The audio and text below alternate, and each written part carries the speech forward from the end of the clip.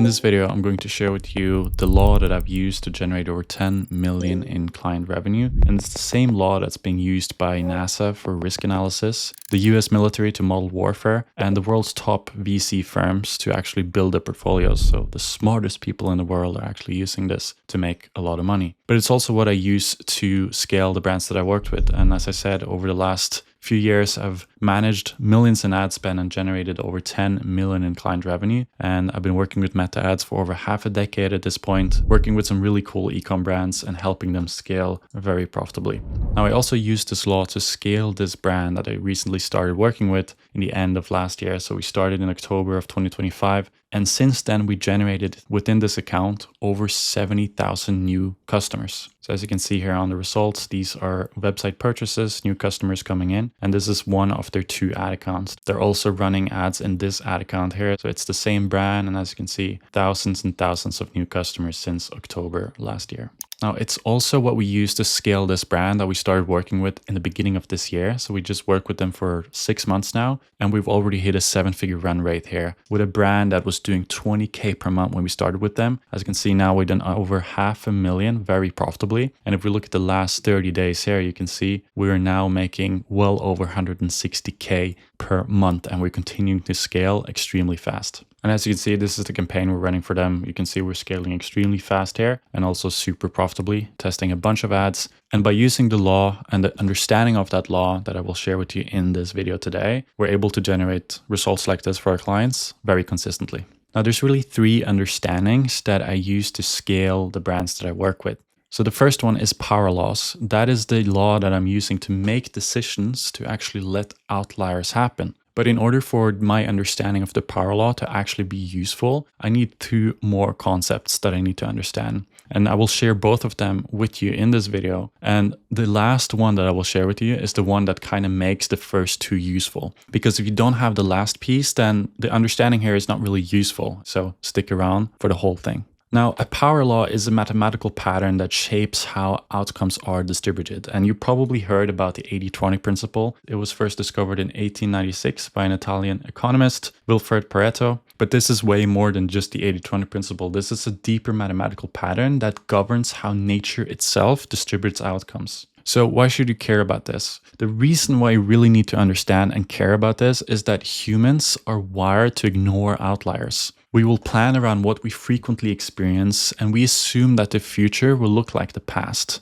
And the reason for that is planning for outliers burns too much energy, so we don't, because we've adapted to survive and preserve energy. But outliers is exactly what we need to build something extraordinary. So just to illustrate the point, back in 2008, we saw a perfect example of this. Decades of rising home prices, banks started just lending out money to anyone. Everyone assumed the trend just will continue upwards, but then obviously it crashed. And just because something had been so nice for so long, banks started to make poor decision making. And when the outlier event happened, everything crashed because humans are biased by what frequently happens. You see, the world that we have adapted to understand really follows the normal distribution. So the normal distribution is what governs things like human height, the size of apples on a tree, and the time it takes you to commute to work. It never really goes outside of the normal distribution. Most of the events, so most people would fall within the normal distribution of height, same with size of apples and time it takes to work. It will rarely take you a year to get to work. It would always fall within the normal distribution. But the reality is that the world we actually live in has power laws, and power laws follow a long-tail distribution.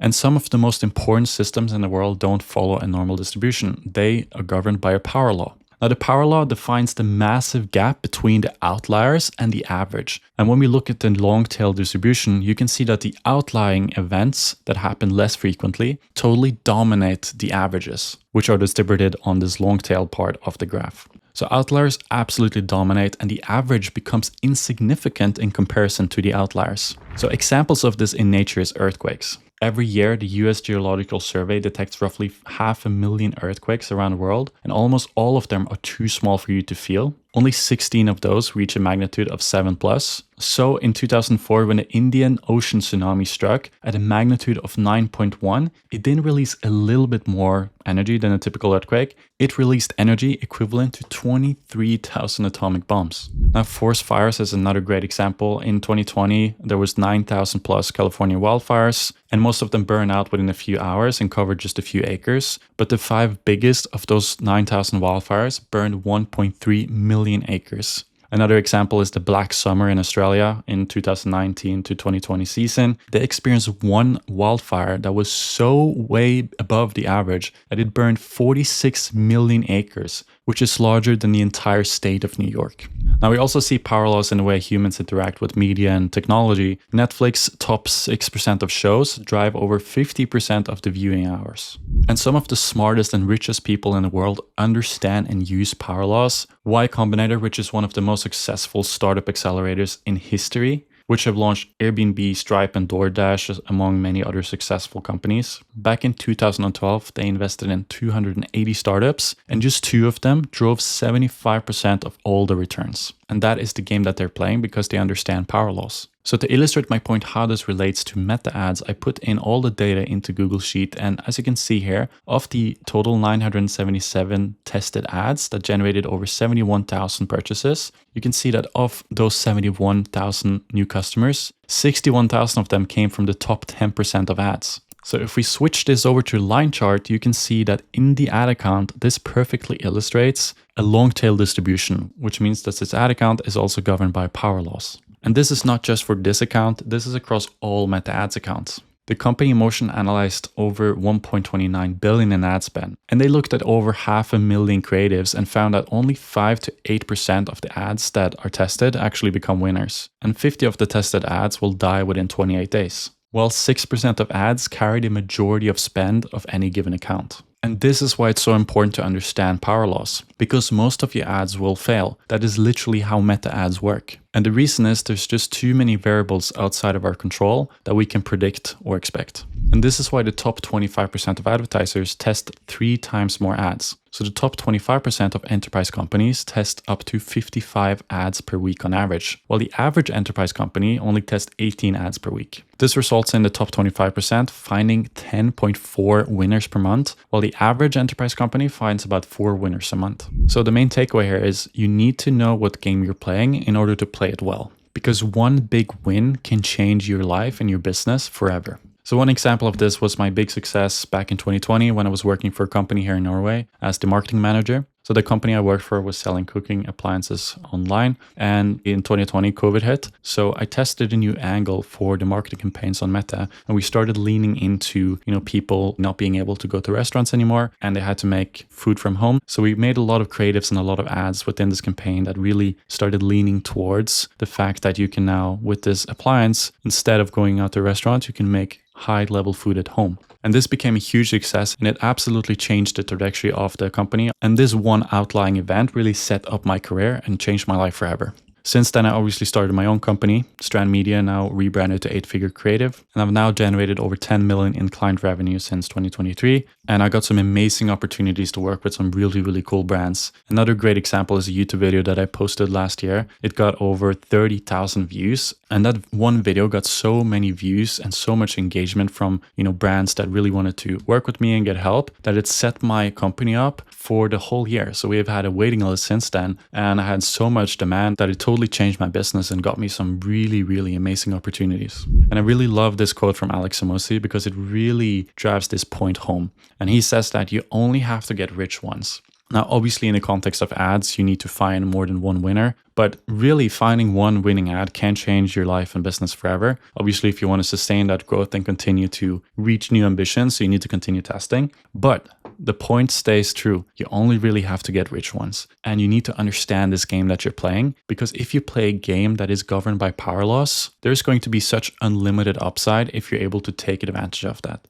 So obviously you need a lot of shots at goal, you need volume, you need to test a lot, but there's more to it than that, which I will talk about in my next point here, which is you need to understand tipping points. You see, humans also have a real bias towards linear thinking. Most humans are used to hours worked equals money made, 10% better ad, 10% more profit, 20% more shots at goal, 20% more results, but it doesn't work that way. So to illustrate my point, here's an example of a brand spending 1 million per month at a 2% click-through rate. In this example, this brand is actually not profitable. It's losing over 60K per month in profit. But let's say we change that click-through rate to 2.5%. We make some changes to the ad, improve the creative, do some testing, and now find a new winner that gets a 2.5% click-through rate. When we have this much spend, the math totally changes. As you can see, all of a sudden now, with the same amount of ad spend, the same COGS, we're now at the profit of 167K. Okay, so the change here is 234K from a 0.5% click-through rate change. This is why understanding tipping points and removing your bias towards linear thinking is so important when you're playing a game with this much upside. Obviously, in this example, that brand was spending 1 million per month on meta ads, which means they already have something that's working really well for them. Which is why it's so important to understand if iteration is the thing to be doing or if you should experiment more.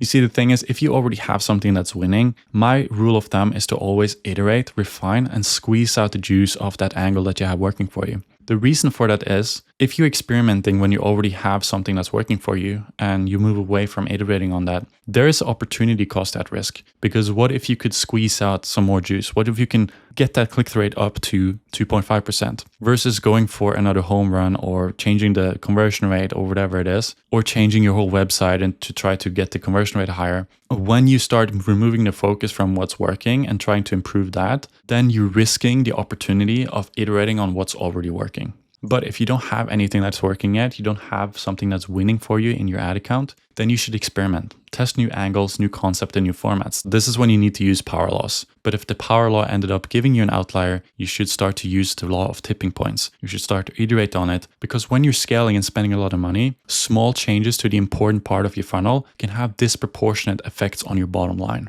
So really here, you need to understand a risk-reward situation and what situation you're in based on what you should be doing and what you should be focusing on. And this is exactly what we did for this client. When they came to us, they'd been testing a lot of the same stuff and iterating on the same type of ads for a long time, but they hadn't found anything that worked for them. But for some reason, they continued to test very similar type stuff, a lot of statics. And when we came in, we looked at it, we analyzed the market and the industry that they're in, and we found that actually we need to experiment here. Nothing is really working for us. So even if we get a 10% lift or 15% lift of anything that we have going, that's still not going to be enough to really be able to scale this account. So we started experimenting. We tried vastly different stuff. And you can see around this point here, we found something that worked so drastically better that we just doubled down on that. And since then, we've just been iterating, getting those small percentage lifts in performance because it has such disproportionate effects on the bottom line and volume that we can get to. And that's also exactly how we've been able to now scale up to 160K per month. And we're continuing to scale beyond that now. So as you now understand power laws and tipping points, to really use those two together to really scale your company, you need to have the last piece, which is a self-improving process. Because just finding one winning ad is unfortunately not enough anymore. Winners will eventually fatigue, and you need to keep up with the market because the market is always improving. So advertisers are getting better at capturing attention, and the competition for attention is just getting more and more fierce. So if you want to have a spot on the playing field, you need to keep up and improve faster than the market to have a competitive advantage. So when we test ads in batches. So every batch of ads that you test need to make the next batch smarter and more intentional. So we test in batches of usually 4 to 6 ads at the time. And every batch of ads tests a specific hypothesis or concept. So we never test just random stuff. We always have an intention behind it. And that's the only way you can really learn from each test and then apply those learnings onto the next one to make the whole thing into a positive flywheel. And the reason we're doing this is to improve the hit rate. So the rate of ads that turn into winners when we're doing testing.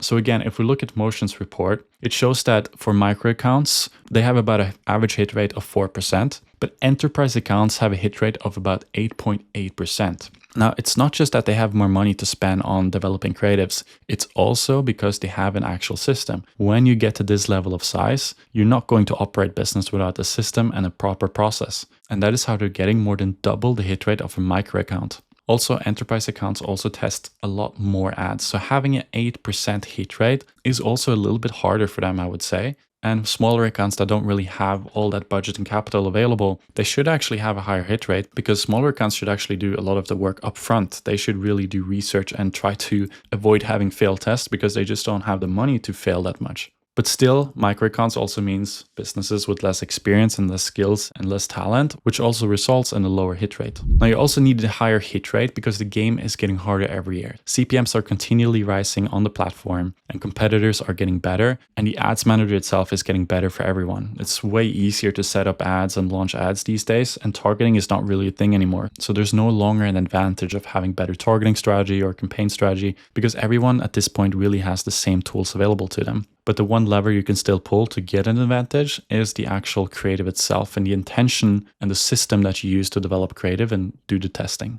Now, the other reason why you need to have a self-improving process is the way Meta's algorithm works. So since Meta launched Andromeda, which is their updated algorithm that they launched in late 2024, the machine learning really rewards intentional signals. So basically the ad now does the targeting. So if you use messaging, language, and persona cues that are talking to one specific type of person, then the ad is going to be served towards that type of person. So if you have very intentional creative and you actually know the type of persona you're going for, then you're also going to be able to tap into Andromeda more, which will give you more opportunity and a better competitive advantage. So the way we do it for our clients that work extremely well is having a weekly testing rhythm. So we test a batch for this specific hypothesis every week, then we review, document, extract the learnings, and in the new batch, we build that batch on the learnings from the last one, plus learnings from what we see going on in the industry. So we always stay on top of what the key competitors are doing and what the industry is doing. So if you have all these three understandings, you understand power laws and why consistent volume is so important and why that's really the only way to reach outlying events,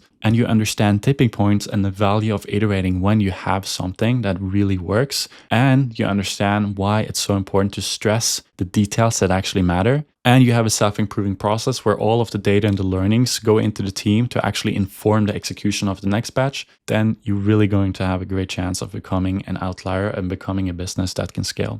Now here's an offer if you are a brand spending over 50K per month on ads. We'll review your account and give you a full analysis of your account and all the ads that you're testing. And then we'll build you a free concept brief that tells you exactly how we would put together an ad for you and what we would focus on, the angle, messaging, format, everything, plus a 30-minute free consultation with me where I go through all of this together with you. So if you are interested in that, the link is in the description. So hopefully you found this video valuable. If you did, please leave a like and subscribe if you want to learn more about meta ads and performance marketing. So with that being said, thank you so much for watching, and I'll see you in the next video.